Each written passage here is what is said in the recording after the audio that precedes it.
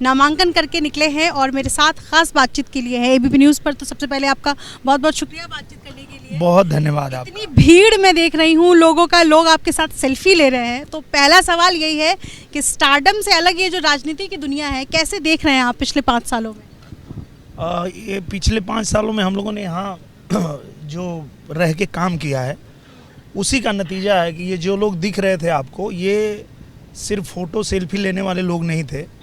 ये हमारे भारतीय जनता पार्टी के वो कर्मठ और जुझारू कार्यकर्ता हैं जिनके दम पे हम लोगों ने 22 में यहाँ कमल खिलाया और 24 में भी खिलाएंगे।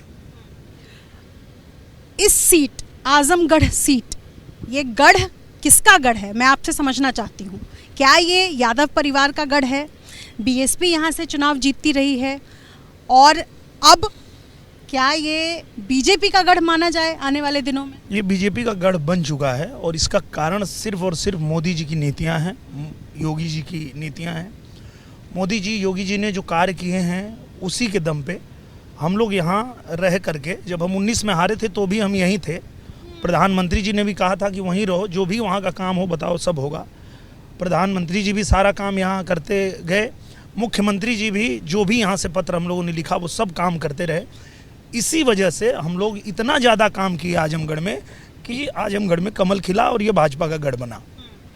2019 में जब आप चुनाव हार गए थे अखिलेश यादव से, तो उसके बाद कहा जाता है, यहाँ की जनता, लोग कहते हैं कि दिनेश लाल यादव यहाँ से भागे नहीं, वो लगातार बने रहे।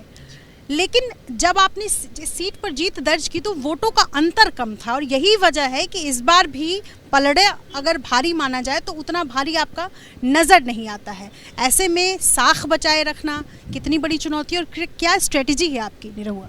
इस बार पलड़ा इसलिए भारी है, उसका कारण समाजवादी पार्टी खुद ही है। अगर वो यहाँ से किसी यादव को लड़ाए होते तो निश्चित रूप से टक्कर होती, लेकिन फिर से अपने परिवार से ही उसी व्यक्ति को भेजे जो वो पहले यहाँ से हार के जा चुके हैं।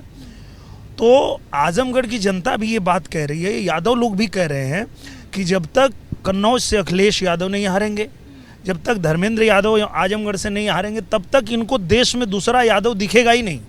यादवों का हक ये देंगे ही नहीं। मतलब किसी पूर्वांचल के यादव में इतना ताकत नहीं कि वो चुनाव लड़के और लोकसभा में पहुँच सके।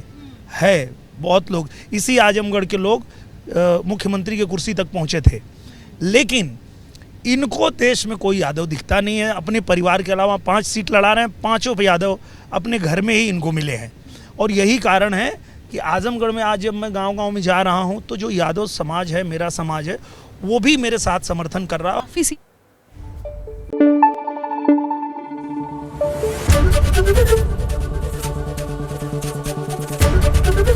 एबीपी न्यूज़ आपको रखे आगे।